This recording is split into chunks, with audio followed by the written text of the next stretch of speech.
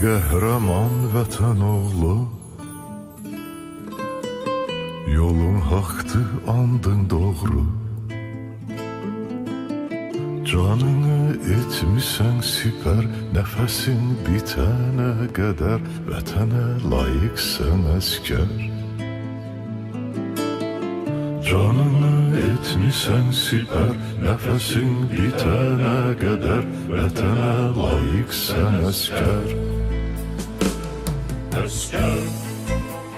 İsti ocağın indi olubdu səngər. Allah bəxş edibdi sənə böyük hünər.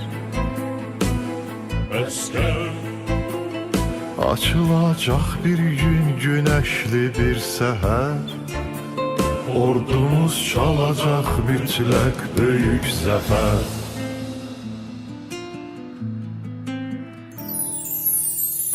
Vətənin hər qarışını,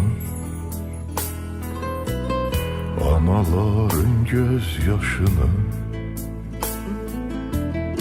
unutmaq olarmı məgər? Bir gün bitəcək bu kədər, vətənə layiqsən əskər. Unutmaq olarmı məgər? Bir gün bitəcək bu kədər, vətənə layiqsən əskər.